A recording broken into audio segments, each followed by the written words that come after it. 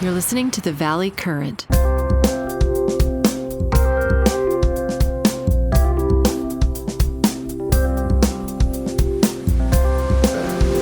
might be the next 70 years of work, 70 years of knowledge work. Why do I say that? You're each likely going to live to over 100. Like literally, the research is suggesting that if you take care of yourself, you can have a healthy 100 years. And a lot of people will be like, that's crazy, that's nuts.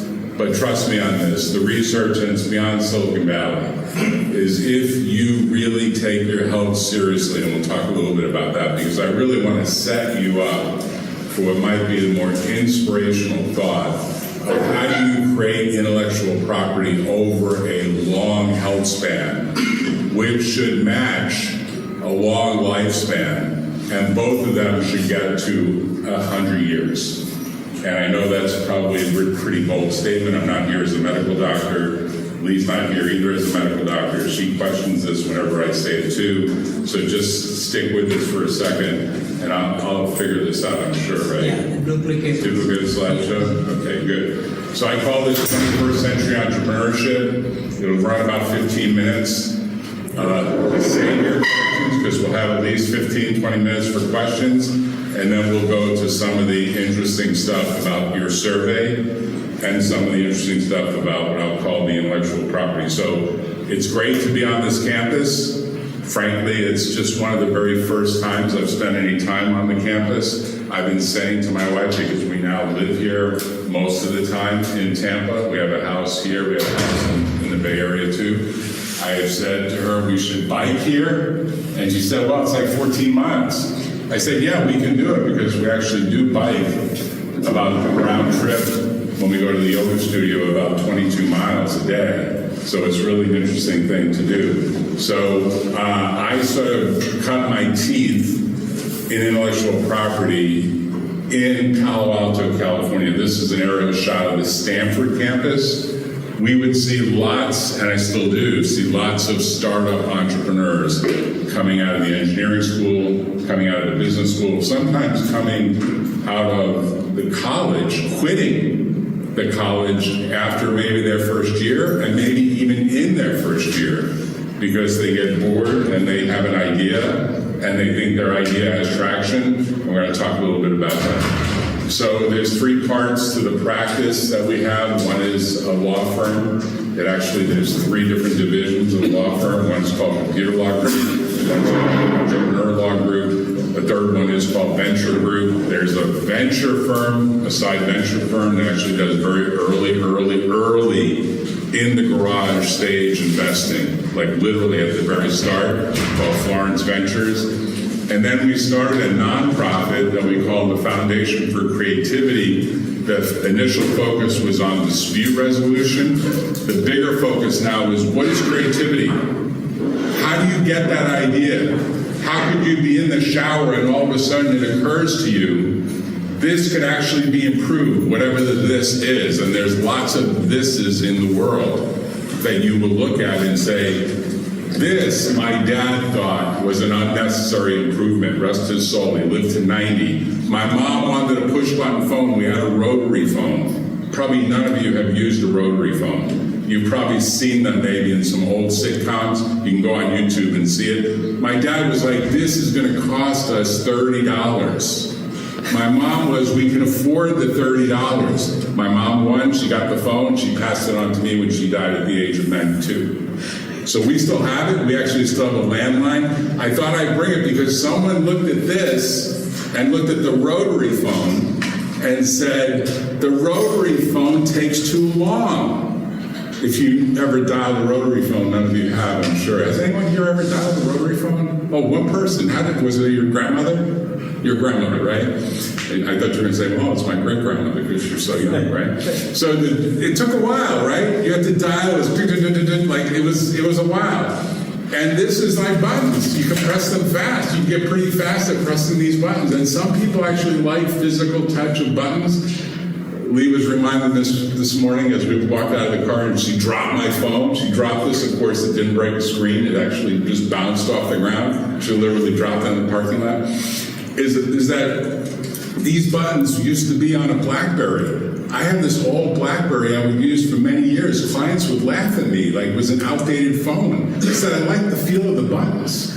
Anyway, the point is that you can win in product differentiation often with little improvements, although the really big ideas are more interesting.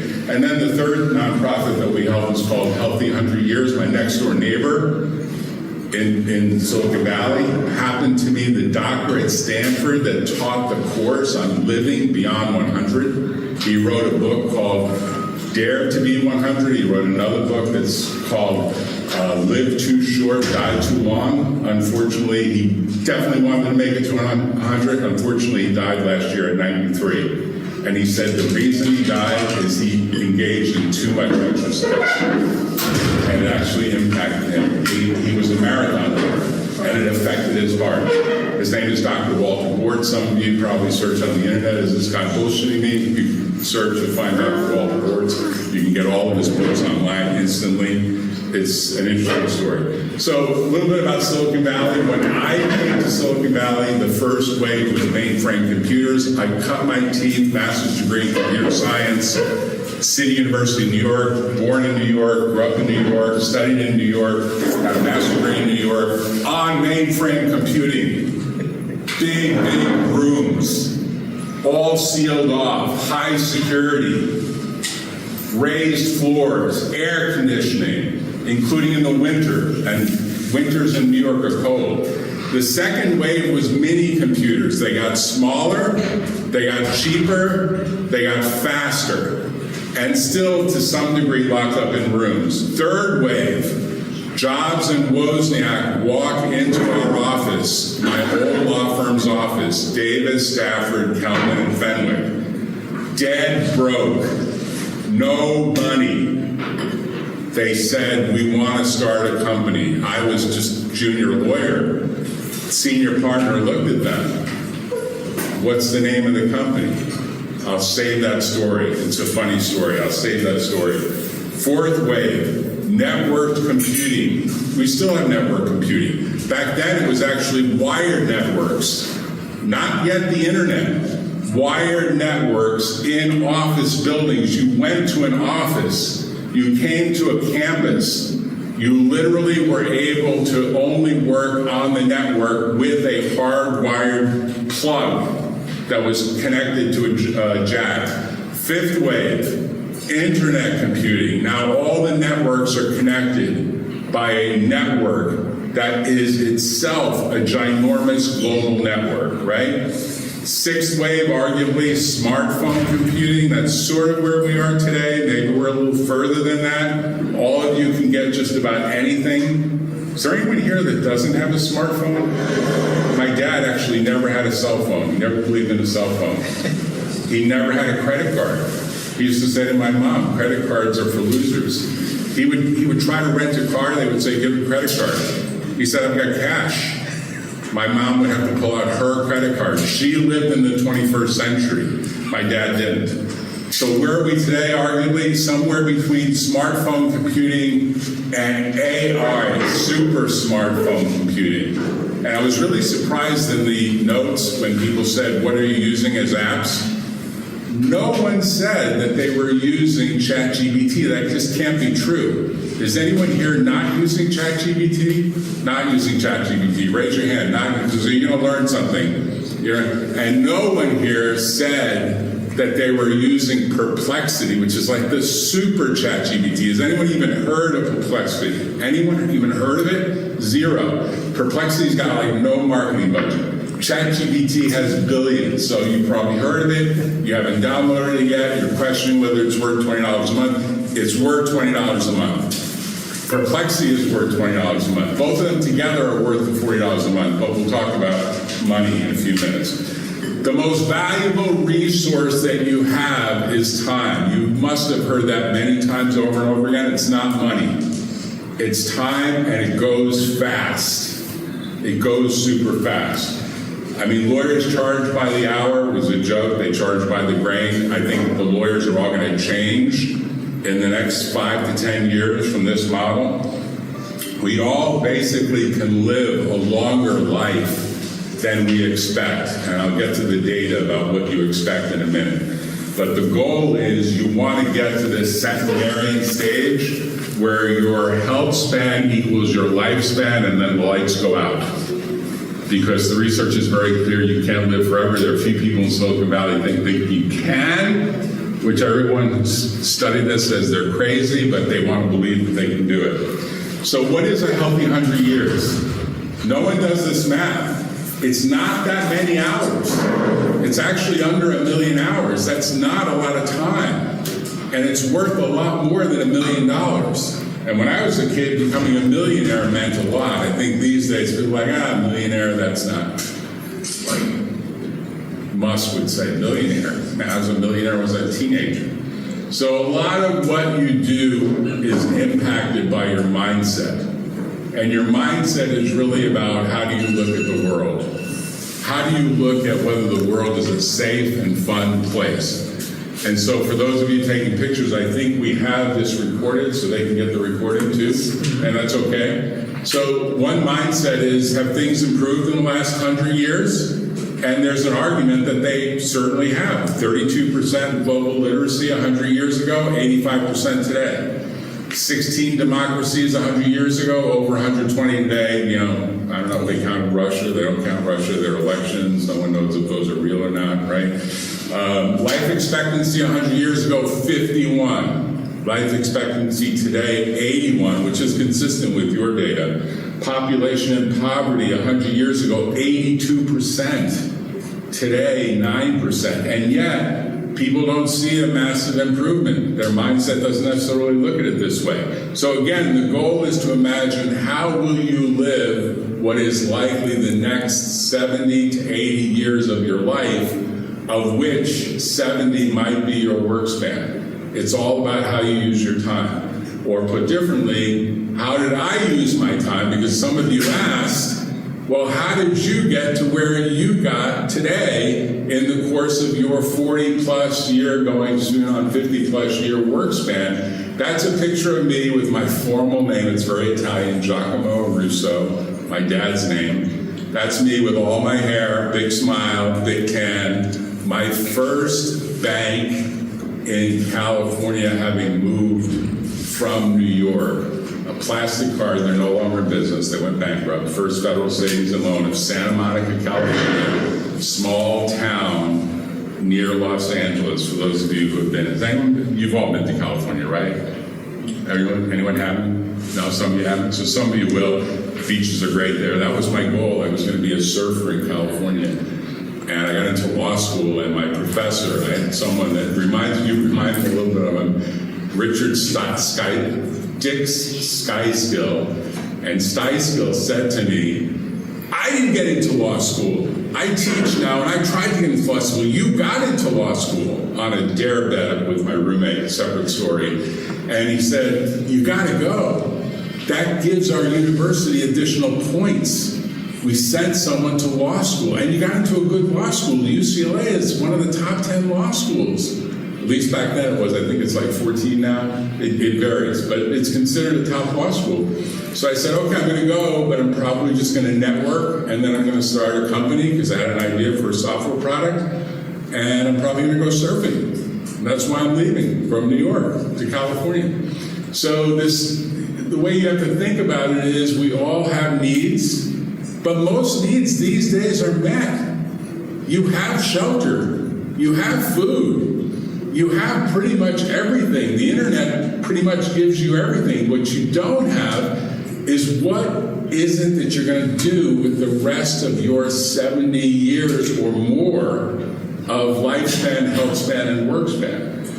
So I created this structure. People laugh at it, but it's actually helped me think about how to think about how you use your time.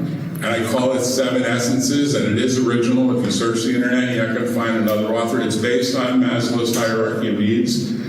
The bottom is you want to have high health quotient. quotient, I sort of use this with my daughters. I wanted to teach them. And of course, they laughed when I tried to do this. They were barely teenagers. I said, at the bottom is you want to remain sane and sober. I tried to use 2 S words in combination, like health quotient, HQ, intelligence quotient. Try to be smart, but try to also be savvy. Savvy meaning street smart. Do people know what the cheapest way is to get an airline flight? Does anyone know the actual cheapest way to get an airline flight in this room? Anyone? You can win a prize if you answer this correctly. I've actually brought prizes. You go, Where? Where do you go? Quick. 10, 9, 8, 7, 6, 5, 4, 3, But like, 2, you change your internet to show like you're in 2, another country. 1, 0. No. Where do you go? And Lee would say you go to Google. Since she's a Google totally. In fact, she's got the latest Google phone.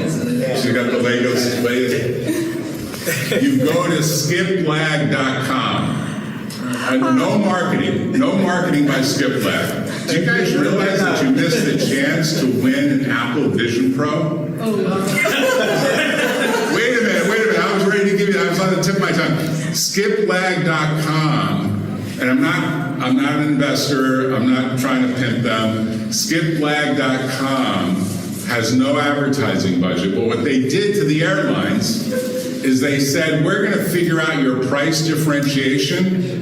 And if you want to go to California, Skiplag will say, well, if you get a flight to Portland, Oregon from here on skiplag.com, the pricing, even though the same plane stops at SFO, the pricing is like $200 cheaper. That's skipping, and what you have to do is you can't bring any baggage except in the overhead. Because you can't check your bag because it's going to make its way to Portland because the person's going to let you only put that bag to Portland. So you have to carry on. And so you can often get much cheaper flights, including overseas flights. The airline sued this company and the company won.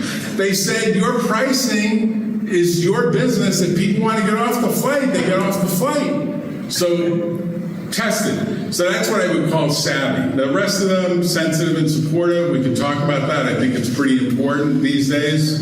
And then PQ, AQ, FQ, and CQ is where people say, I don't have the foggiest idea of what those quotients are. We're going to come back to them. So 100 years, about 1 million hours, 1 lifetime. You sleep about a third of it if you're lucky. Most people don't. Probably a huge mistake. You hopefully spend a third of it thinking and dreaming and aspiring towards doing something great. Most people don't. And then there's other, like brushing your teeth, going to the dentist, taking a bath. If you are lucky enough to have a bathtub these days, it seems like most places don't. Most hotel rooms don't. So there's lots of things that are about thinking, right? A lot of this course is really about how thinking about developing a better product for something that irritates you. Like what irritated me as a kid?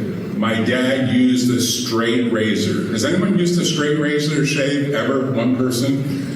And he tried to teach me to use a straight razor, and I couldn't get into using a straight razor, so he finally broke down and bought me my first. Back then, you actually had a little device that you open and you put a razor blade into. It was actually a disposable razor blade. Probably none of have you used that too?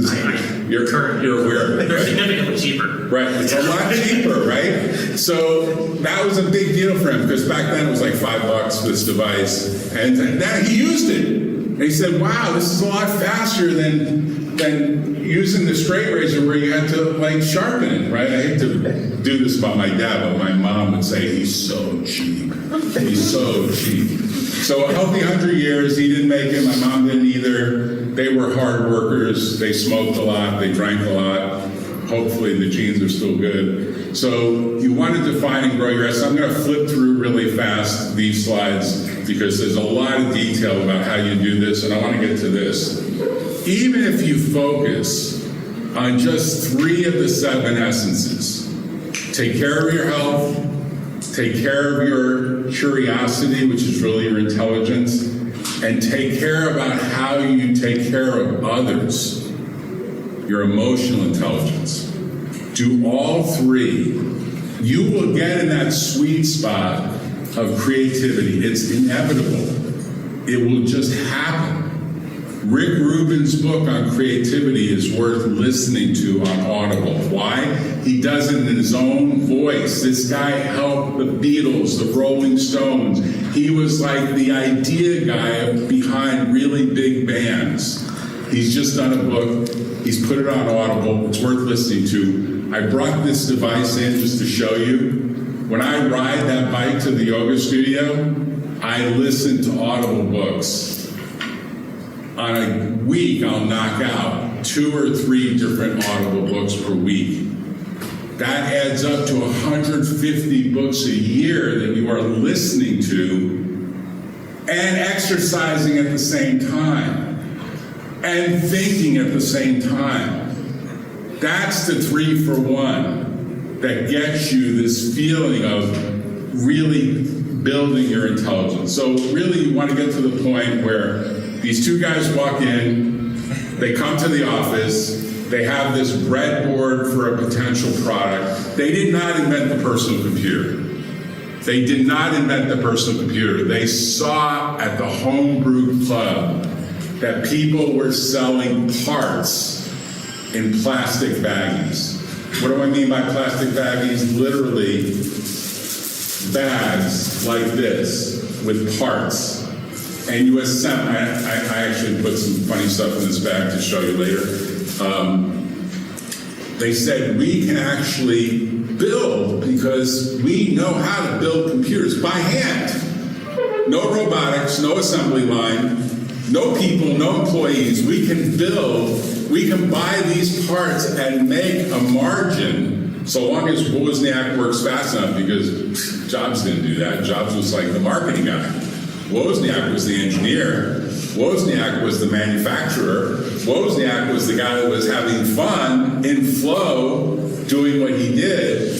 And then they realized there was a lot of demand. People didn't want to build their own stuff. They wanted other people to do it because, hey, you have to be good at a soldering iron. You have to be good at testing. Yeah, there's a lot of steps to building a product, right? It's crazy. It's like trying to make your own shoes. No one does that. No one has done that for the last couple hundred years. So they had in combination a lot of intelligence, and Wozniak actually had a lot of emotional intelligence. They came into the office, Davis, Stafford, Kelman, and Fenwick.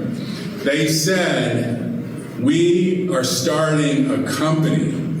Tim Todd, the senior partner, this guy was a transplant from Boston, starchy shirt, bow tie, suspenders, chubby. Not that that's a bad thing, I know you can't shame people, but basically, he was like, the first thing you have to do to start a company, and he had the Boston accent, you need to have a name that I can reserve with the Secretary of State. This is true in Florida, Delaware, California, any of the 50 states, same thing.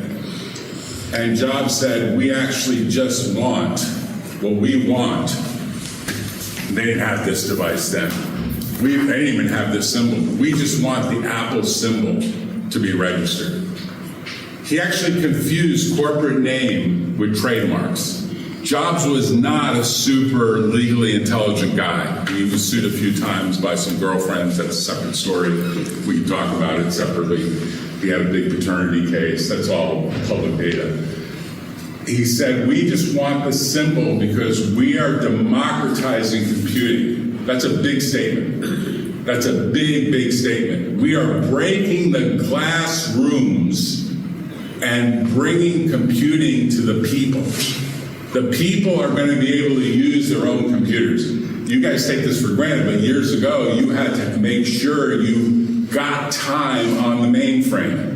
You got time on the mini computer. You had to beg for it. It was like begging for a parking pass, right? My program was run every Thursday night. Exactly. I did, what I did, because I moonlighted a lot while studying, is I said, I will do the teaching assistant job if you give me access to the mainframe from 11:30 p.m. when everything kind of drops to 4 in the morning, everything starts up. And they said, okay, we'll throw it in the deal. So I did a lot of statistical computing consulting work from my apartment on a modem with a handset. You remember those days, none of them will, right? Of course, it's a funny time. So what are these three concepts? IQ, EQ, HQ, health quotient, intelligence quotient, emotional intelligence, supportive, sensitive, and supportive. They map to some degree to the three questions you should ask yourself about what do I want to do with the rest of my life? What are you deeply passionate about? First circle. What are you deeply passionate about? What can you do where you can be the best in the world? And what drives your economic engine? Those three things. And for all of us, it's something else. For all of us, it's something different. I questioned in first year law school whether I should stay in law school because I had in my head, I had a software program idea that I felt needed to be manifested. And I remember I went to a professor, he's actually deceased now, and he's a very, very important guy in my life, Mel Nimmer, and I was his teaching assistant in law school, and he was my mentor. Back then you could smoke in an office. Mel used to smoke pipe, very famous lawyer, argued many cases to the U.S. Supreme Court. And he said, software, I'm on the committee for Congress, for the Senate, studying whether we should protect software with copyright. I don't have the foggiest idea what that means. Take this draft report and read it for me and analyze it. Do some important legal work. Forget about writing code. That's for dummies. That's going to be something that isn't. Now, these days, I think people are wondering whether having a code job is such a good idea, given how much automation ChatGPT brings to the table, as does Perplexity. But he redirected my effort. He had a big, just as important as Dick Stiesco, Mel Nimmer was a really important person in my life because he redirected me back to law and said, there's a combination of law and computing and business, and this guy used to make, back when it meant something, $500 an hour.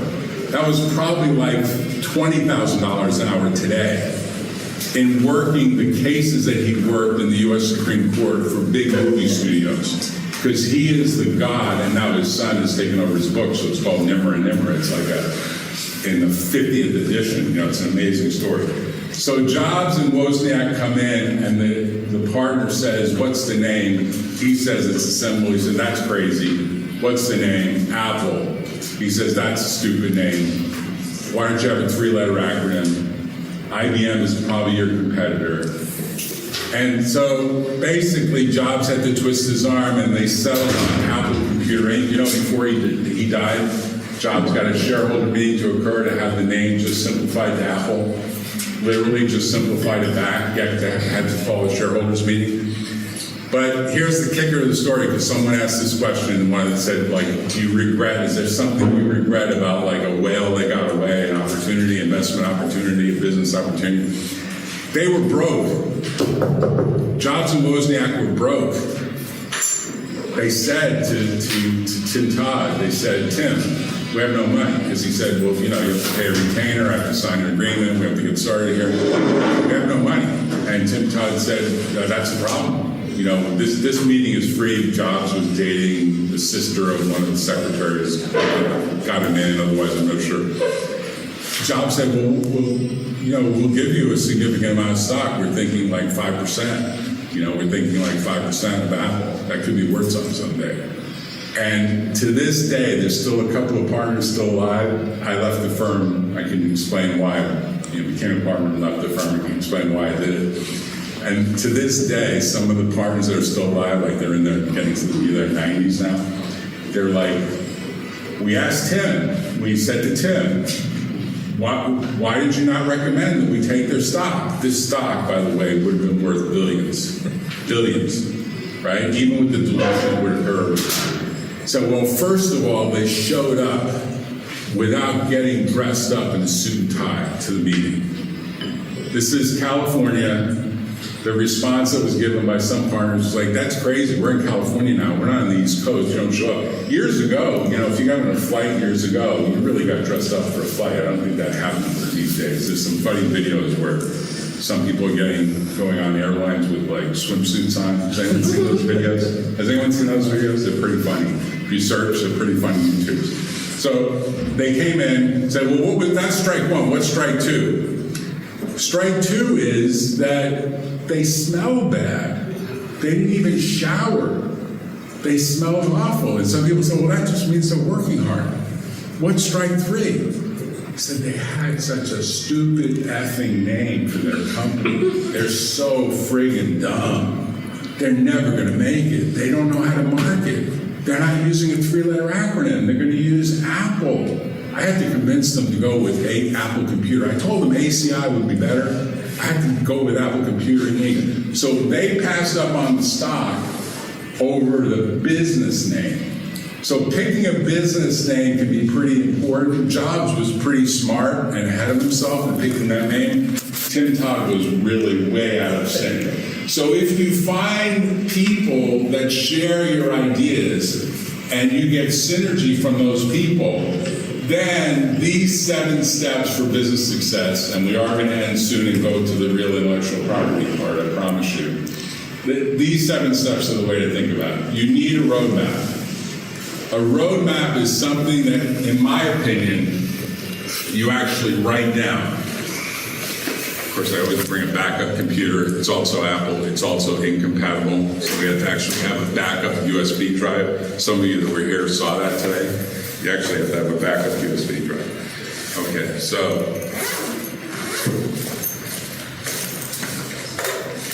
I brought another phone to kind of demonstrate that phones actually got better over time. I got a lot of other stuff here. This is like the grab bag where all the stuff came out of the closet. The roadmap is sometimes an incremental roadmap. So what I'm showing for those of you who are offline is where razor blades went are to these. Originally with a single strip. But it was new. It was novel. Arguably it was not obvious. People can argue that either way. There were some patents issued. You know what became more powerful for these? The color. The color is trade dress. You see one of these in blue, you know instantly it's a Bic. It's just the way people associate things. It's like if I raise this and I say to you, what is this? What am I holding up? Post-it note, right? Post-it note, another great invention, right? What am I holding up for those of you that drink coffee? It's a sweetener, right? What color is it? Blue. What's the one that's pink? NutraSweet. Sweet and low, right? What's the one there's another one now that came out. I mean, the color is what drives things. The color is the trade dress. Then they went to 4 blades, and they improved the design. They made it a little round. Again, probably an incremental improvement. It sold a lot. Then they put a battery in it. Has anyone used one of these with the battery in it? Literally, it's got a battery that shakes the blade, so when you shave, it gets closer to your skin. I think this was one of the best inventions ever. I don't think they did as well as they expected to do. I don't know why. Maybe people just got tired of replacing the battery. I don't know. But I can tell you where they went next, which I think is an interesting question because this is all about incremental improvement. So it's a big company. They went to the fully rechargeable, and it's got a heater in it. So it's like putting a moist towel on your face or whatever you're shaving, legs, whatever, underarms, you name it. I did take your shaver, didn't I? I took the underarm shaver from her. So this is like the most modern version. I don't know, it might be priced wrong. But the point I'm making is that the vision that Jobs had was for the evolution. He had a roadmap. He said, we're democratizing computing. Think of how high level that is. Think about that. It's a big mindset change. We're breaking the glass doors. You want to choose a big, audacious, and sometimes called hairy goal. This is a Harvard professor who said these BHAGs, big, hairy, audacious goals, these moonshots, are really what make a difference. It might be viewed as a moonshot to actually say we're going to actually make a rechargeable razor when, say, no one has a rechargeable razor. Arguably, it wasn't such a moonshot to talk about an electric car because there were actually electric cars in the late 1800s. Yeah. And they just didn't have the battery life. But if you go in areas that seem chaotic and you can figure out a way to actually make it so they become the standard of living, that makes a big difference. Use your network. Step 3, expect to get help from family and friends. You have to be willing to ask for it. You have to actually stand in front of a mirror, record yourself, and say, Mom, I actually did this. When I started my law firm, I said, Mom, I could really use kind of like a line of credit. I could pay you back. She was like, how much? I said, well, I'm kind of thinking, $10,000. I'll talk to your father. I said, forget it. I'm doomed. If you talk to my father, forget it. I said, if you talk to him, tell him I want $50,000. Start at $50,000. And my dad apparently got so pissed that I asked for $50,000. He must have knew that I sort of amplified the number. He said, no. He called me. He said, get it from your clients. If you're such a good lawyer and you're leading such a good firm, and you started out with a computer and you've done all this work and you know Jobs and Wozniak and you've got this network, you're this high-flying guy, you're starting your own firm, get it from your clients. Come back to me if you can't get it. You want to know something? I was pissed at my dad for a long time. That's probably my tone. Probably sounds a little bit like it's my tone. And that was the best advice he gave me. Because I called up a client. Actually, a client called me. When he heard that I was leaving, a client called me up. His name is Frank Howe, third most important person in my life after Steiskill. He's number 1 because he said go to law school. Nimmer, stay in law school. Frank Howe said, he used to call me Lucky. He said, Lucky, I got a problem, man. I can't get any attention from any of your partners at the old firm. They're too busy. I said, what's up, Frank? He said, can you come? He was the guy that wanted to sit down face to face. Can you get in your car and come over? I said, okay. I need to talk to you face to face. I said, Frank, I'm just getting started. I'm kind of busy. He said, drop everything. I'll make it worth your while. I did. I dropped everything. I went to that meeting. He had kind of a big problem. I said, I'll come up with an idea, plan. He said, you're just getting started. How can I help you? I said I could use a retainer. My dad's like, just ask him. So he said, how much could you use? I was gun shy with $50,000. I said, $25,000. He said, I'll give you $50. Literally, he said to his secretary, who stayed with him right up to his dying day, he said, Vi, I remember her name, Vi Larson. And this goes way back when I'm starting the firm. He said, Vi, this is law offices of Jack Russo in the garage. In my garage in Palo Alto, literally, backyard garage. He said, Vi, cut him a check for $50,000. She literally came back in it seemed like 10 seconds. I swear, I looked at that check and I was like, and he said, you have to put me first. And I put him first. I put him first in everything. And you want to know, he got into financial trouble. And he called me up and said, I don't know if you can help me. You're really networked. Can you help me? I got banks all over me. Can you help me? I got this real estate. I can't get it financed. I make a lot of money. I said, Frank, what can I do for you? He said, you got to help me find $2 million. I figured out a way, including by myself, loaning him over $1 million and friends and family. I got him that $2 million that saved his ass. You want to know that's the difference of what happens when you build relationships? When people help you out, you don't forget that years later. And to this day, his family says, you were a guardian angel for my dad. And I say to them, your dad was a guardian angel for me. So your network, your friends and family, sometimes your friends more than your family, will make a big difference. So keep track of them. And you have the tools. I mean, everyone can just put everyone in WhatsApp. You don't even have to remember their phone number. It's a whole different world. Back then, we had to write the numbers down. We didn't have any easy way to record them. I know I'm running out of time, but step 4, gather feedback continuously. Literally, always gather feedback, sorry. And that means keep in mind that you're going to iterate over and over again. Step 5, expect that you're constantly going to be relearning. In fact, the very first thing you should do, in my opinion, beyond test out Perplexity and ChatGPT today, is start a 529 plan for yourself. What's a 529 plan? Does anyone here have a 529 plan? One person, 2 people? So out of a class of roughly 40, I don't know how many people are online, maybe less than 10%, less than 5%. It's a way to do tax-free stock investing for your future education. Go to something like Stash. There's lots of them, lots of these online places. Instead of having a couple of lattes more a week or a day, put that money into Stash in a 529 plan. Over the next 20 years, you will be using that money to re-educate yourself. As much as foundational education will be given to you here at USF, trust me, you will do. You know, I did that. I actually did that years ago.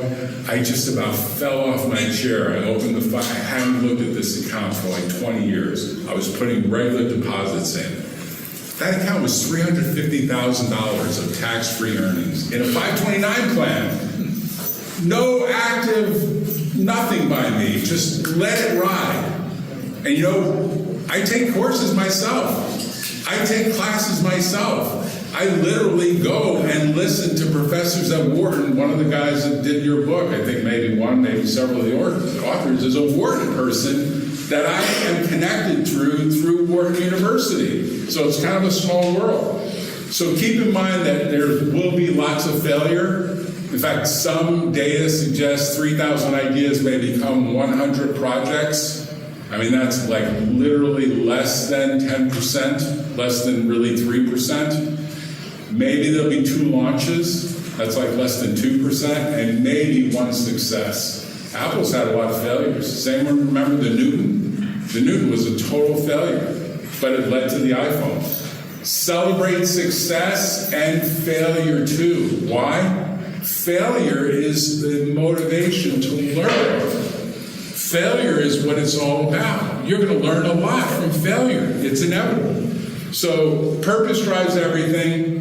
You should have in mind that it's not just about money. So I want to go to questions, but I want to take like 5 minutes, if I can do it, and try to get to, if I can do it, of course, somewhere here. There's a way. Yeah, here it is.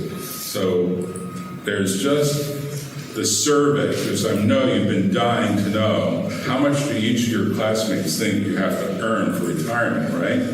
So the data is kind of interesting. Most people are in the 70 years to maybe 90 years. Very few people are over 0 or over 100. And probably, 20% are 90 to 100, which is interesting because when I run this data in Silicon Valley, same exact survey, way more people think they're going to make it to 90 to 100. It's kind of interesting comparison. I don't want to live that long. Sorry? I don't want to live that long. You want to live that long? That's what some people say.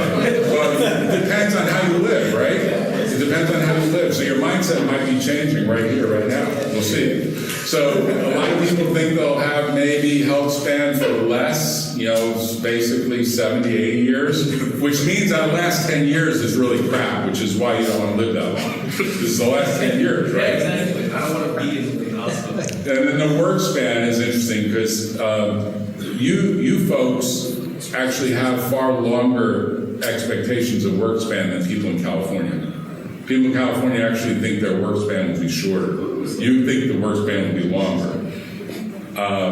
The ages are 80-20, 18 to 24, 80%, 20% is 25 to 34.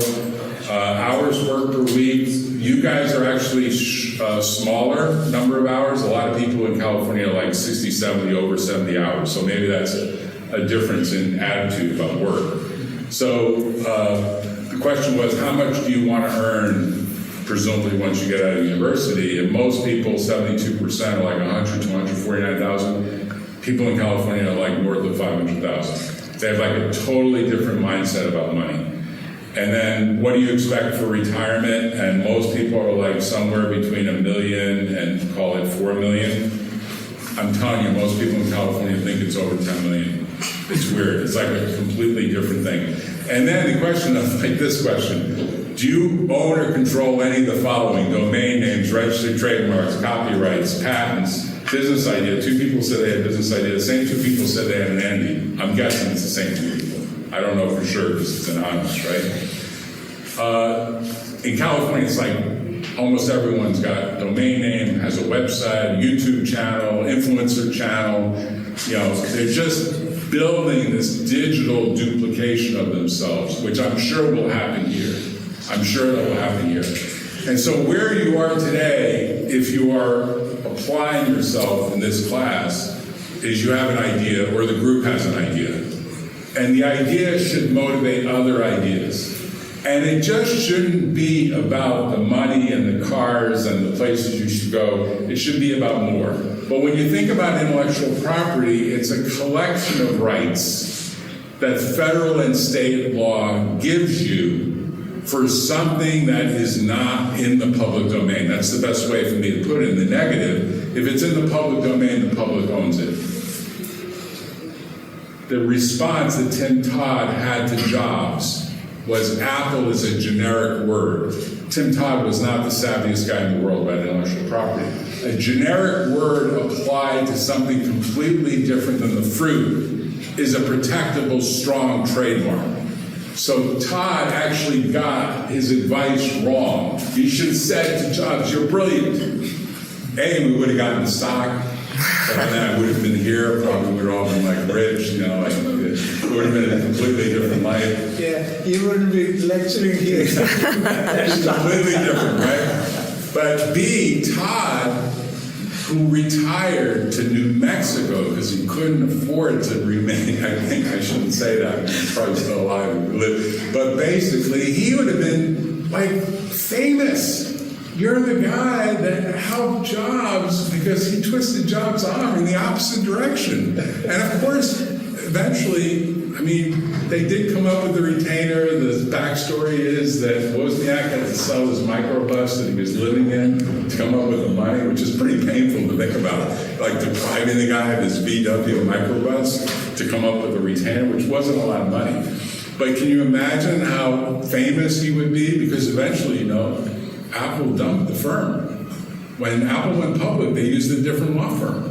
And people were like, how can they do this to us? And I said, and that was when I left, I said, because you were not a partner when they wanted you to partner by taking the stock. You decided that they were unworthy.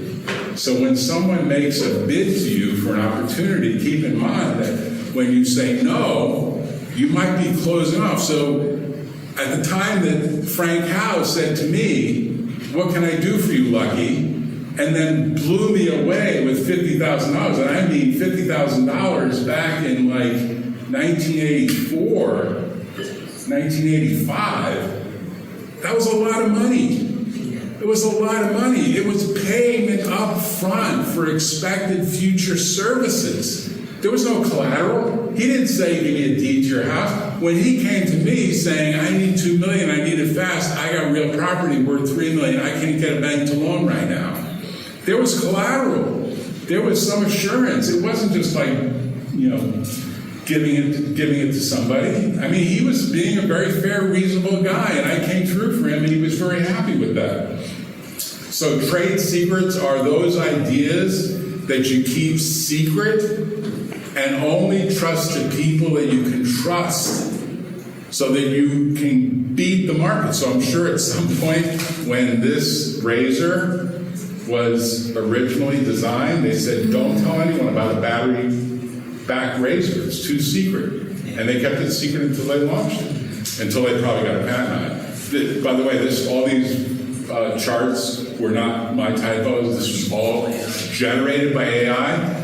Simple command, really simple command. If I show you the command, you'd be like, really? But they always get the spelling wrong. I don't know if that's intentional, but this is supposed to be like a non-compete agreement because you want to protect things as best you can, and patent is misspelled too. But a patent is a federally issued document that grants you exclusivity for up to 20 years on novel and non-obvious inventions. And there's a lot of stuff that's incremental that's considered novel and non-obvious. This was incremental.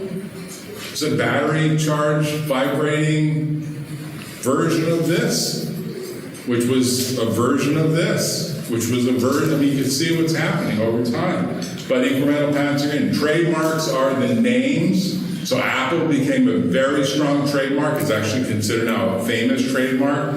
Trade dress is color or configuration that leads to recognition. So I'll give you an example of trade dress that now exists, which you'll be surprised because this is where the world is heading. So,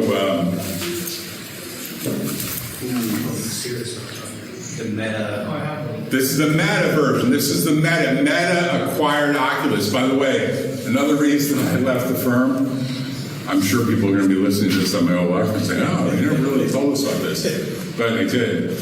Is Jaron Lanier, who is the inventor of virtual reality with his partner, Tom Zimmerman. They came into the office. They were walk-in clients. Jobs and Wozniak at least had like a meeting schedule because they had the friend that they were dating, the secretary.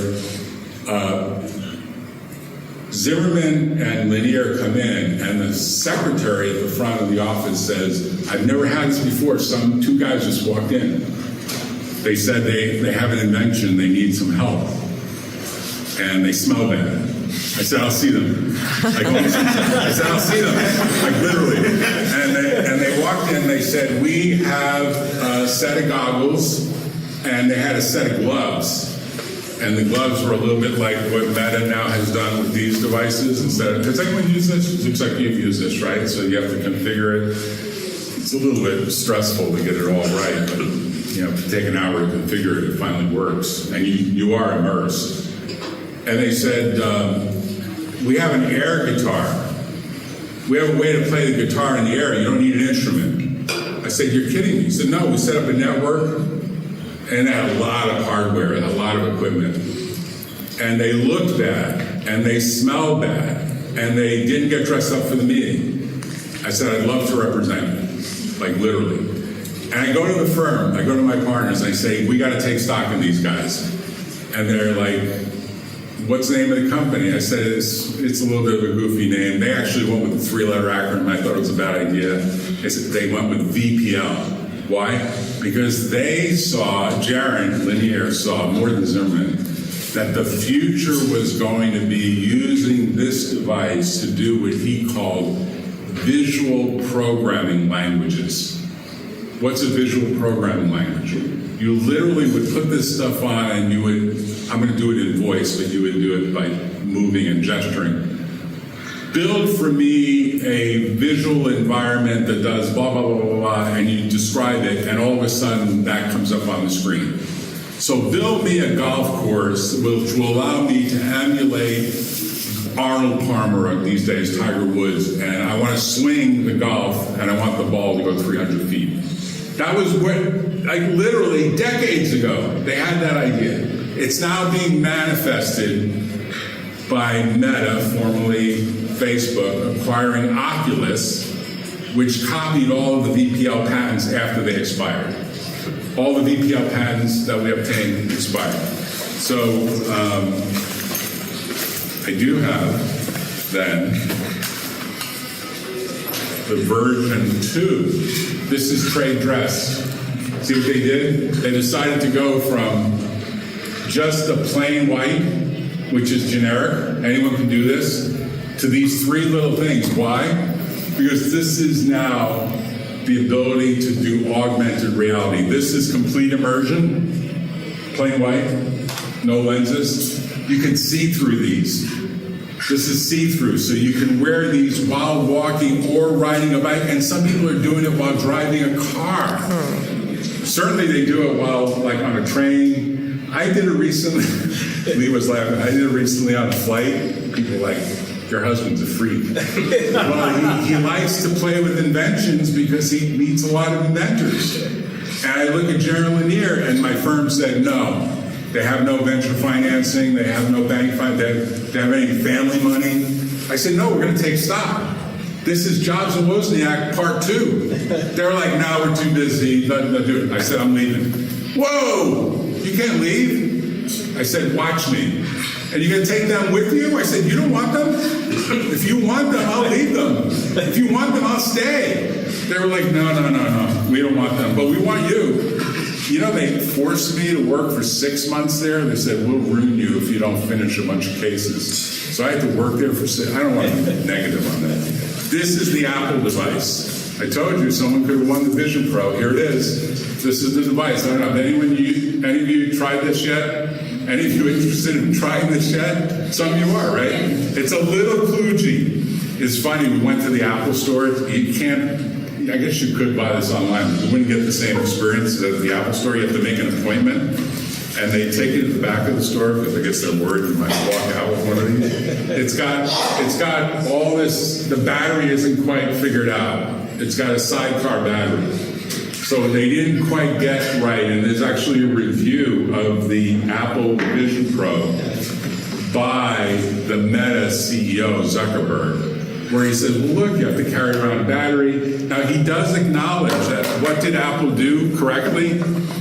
They used gesturing. They copied all of Jack Russo's gesturing language. So instead of having these handheld paddles, you actually move your fingers, and it creates a gesturing, which allows you. So the trade dress, I don't know if Apple got it right. I don't know if they're going to claim trade dress. They've got like a ski goggle look to them, right? And there is a video of a Wall Street Journal reporter actually skiing with them on, and people think she has ski goggles on, but she's actually looking through while doing a run on the course.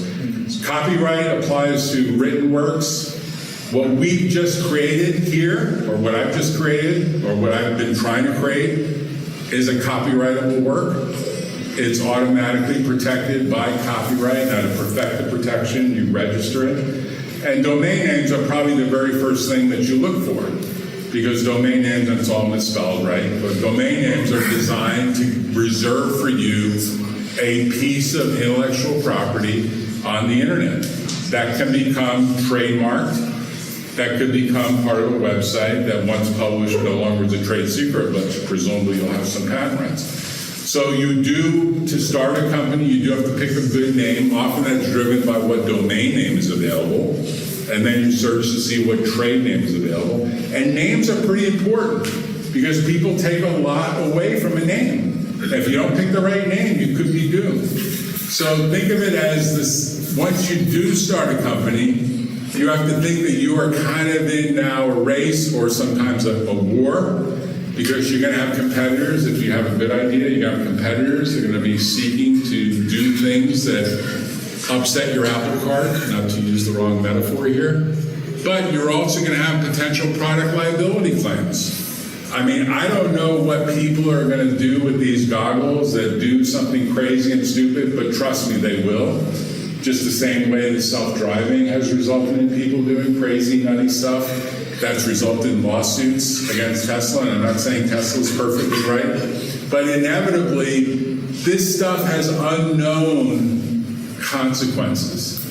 If people start wearing these in places where they end up banging into other people, there will be lawsuits. So my final remark, and then I'll take questions, is the way to think about the choices you make, in my view, is use the mantra, and this is what Lee and I did. The reason we came to Florida is my brother died, and my mom was so upset about my brother dying. This was during COVID, but he didn't die of COVID. It's a long story.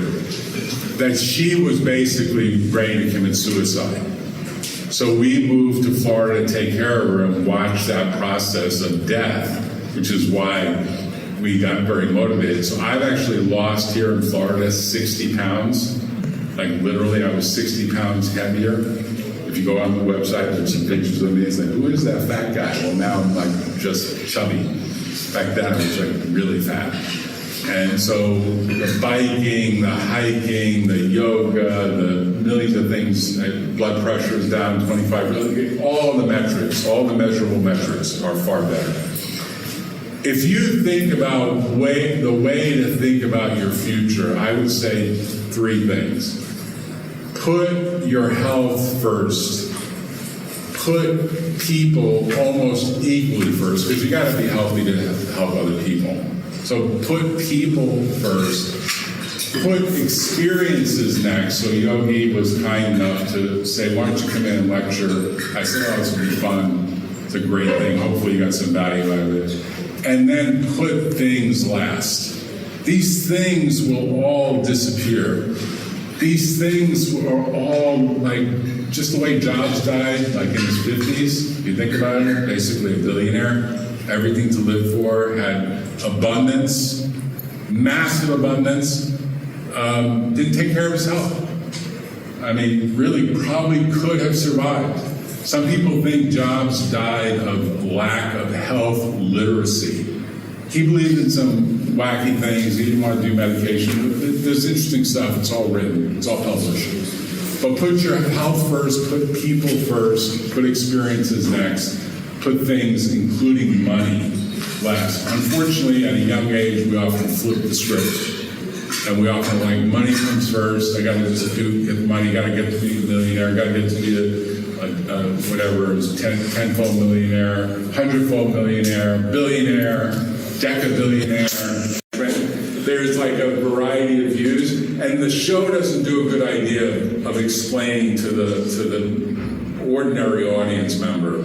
We're actually showing you the range of sharks that are out there that you're going to see. But sometimes they have some interesting people on the shows, and sometimes they're like total duds. Like you laugh, how did they get on the show? It's like too funny. Right. The main reason I asked is because I'll watch that show, and I can tell it was a good idea from a bad idea to my mind. So you probably watch the show in a different way, where you probably realize it's a better idea than anyone else in this class could. Is there any kind of insight on Yeah, I mean, I watch it for whether I think that those 3 circles, like, if you talk to a lot of people that are, like, in the business of being success coaches, I'm not, probably I could be, is you have to imagine that you're going to be so persistent that failure is not an option. I think Jobs had that fire in the belly, was to a lesser extent. We're going to make this work.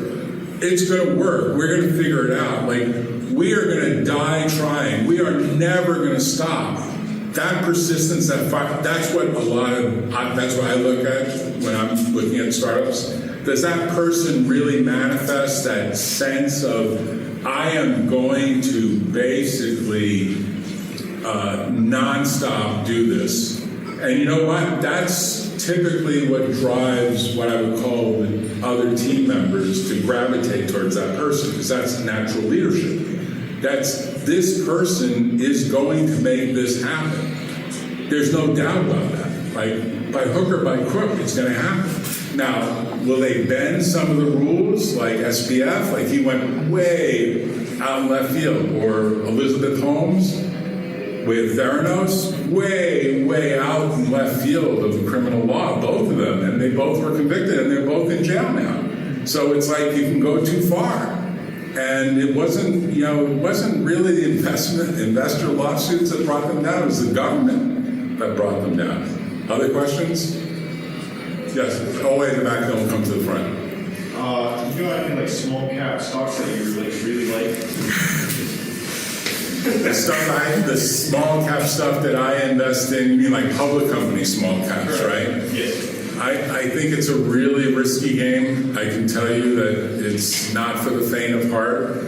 I was enamored, and my wife would look at me like, man, don't even talk about that stock. I'm not recommending it. But I was enamored for a while with a company that I thought was really going to be a big player in cryptocurrency. And there are a number of them. And I thought these guys are really going to manifest a manufacturing assembly line approach to taking all of these high-end NVIDIA devices and make a lot of cryptocurrency and then leverage that into great success. And the company just skyrocketed for a while, and I should have gotten out, and of course then they went way down, but now they look like they're recovering. You can find it, you can search Mara, M-A-R-A, online, but I wouldn't recommend it because it's a roller coaster, it's not for the faint of heart, but there's like 10 others like it. If you believe that the future is a digital currency, which I do, but there are lots of people that say, wait until the government, puts a kibosh on all this. There's actually a big lawsuit going on right now, which isn't well published in the States, but in the UK is a ginormous lawsuit where the guy who claims to be the inventor of Bitcoin has surfaced and filed a lawsuit, and it's being heard right now in London. He says he's Satoshi Nakamoto, and it's in The Guardian. It didn't get much play in the New York Times or the Wall Street Journal, but it's interesting because it's going to be an interesting story to sort of hear how that really evolved so quickly because it continues to grow value. And I remember when somebody came in our office and said, we're going to do this cryptocurrency startup, and I said, man, this is really high risk. And they did raise the money and they did get started. But then, greed took over and the team kind of blew up and they weren't joined at the hip and the thing failed. You had a question too. Yeah, I guess from what I see from the market and stuff, like a lot of different aspects of like technology and stuff like that, as far as inventing goes, there's like a certain level of oversaturation, I feel like right now. And it looks like it's harder and harder to come up with novel ideas. But it's something that I wanted to see if that has always been a trend. Someone has always had that thought process throughout your career, and it's been blasted away by some. Yeah, years ago, when I was in Silicon Valley, my old law firm, Intel, the famous company, has had ups and downs. They decided to move all the manufacturing out of Santa Clara County to Arizona. Everyone was like, the world is ending. They're moving, it's over, life is over, the good times are over, real estate's going to drop. And other people, including me, were like, no, that opens up more real estate for other great success stories. They're like polluting our water. They're moving to where there's like less Cal regulation because California got tough on Intel's polluting activities. And I said no. And so when you look at what happened, this is sometimes called the Satir curve. There was a famous psychologist named Virginia Satir. I might have it in the slides. It would take me a while to find them. But basically, you get to this level of hype, and Gartner sort of copied the Satir curve. Gartner actually copied this. You get to a level of hype, and then all of a sudden people are like, no, it's not going to work anymore. This is probably going to happen in NVIDIA. NVIDIA stock has exploded. Like, it's almost more valuable than Amazon. It's hard to believe, right? It's hard to believe that this won't attract a lot of competitors, too, right? So then there's this, downfall. And this happens in teams, too. Like, they do their startup investing, and their value, say, at startup, like $1 million. And they're nothing. They got a slide deck and an idea and a domain name. And then they come up with a prototype, and now they're valued at $10 million. And they haven't had a single sale. And they still have a slide deck and maybe a little prototype and a wireframe. Not much more. Not much more than what you might generate in this class. $10 million. You can't take it to the bank, but it's $10 million. Then they do their Series B, and they're like $100 million. And maybe they have like a few sales and a few reference customers, and the team is growing and they're spending money rapidly. And then all of a sudden it's like the investors are frustrated. They're like, you're not making sales fast enough. And they might have to do a down round. If they're persistent, they get through that down round and they emerge. Apple almost failed. Microsoft bailed out Apple. Microsoft was a little bit like, we want to keep you in the game. We think you're important. I mean, Jobs begged Gates, and Gates came up with money. Trump is going to beg someone, he's going to come up with money. It's probably going to happen. And not to bring politics into the fight, but it's probably going to happen. So, the life is a roller. Let me make this final remark. I know we're running out of time. Life is a roller coaster, except that there's going to be highs and there's going to be lows. And when you think about money, the biggest thing, the best book to read in my book about money, because that's probably on your mind, The Psychology of Money by, I think his name is Hodel. You can find it on Amazon. No one mentioned Amazon as the go-to thing that they were using all the time. You know, you can get a free chapter in every book that's on Kindle. Free. Often the best chapter, the first chapter, free. So just read the first chapter of Psychology of Money by I think it's Greg Hodel.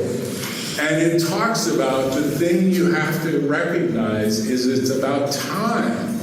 When you put money in a stock, just close your eyes and let it ride. If you believe in the stock, then in 20 years it'll be worth something, but it's about time. If you believe in a piece of real estate, buy it and just let time work its magic. 529 plan. I didn't put that much money in for what it turned out to be. It accumulated tax-free over a lengthy period of time. I mean, there's many things like that, and it's really there's not such a thing. Even Apple and even Microsoft, they didn't go public for a number of years. It wasn't like 3-4 years. I know we run out of time. No, I'm telling Jack. Did you have fun? No, I mean, your lecture has been so interesting. I think they could stay here for another I know, hour if you right. give, No, right. but we know we have another class over here. Okay. And so I don't know, maybe all of you agree with me that we got to have Jack once more in this semester.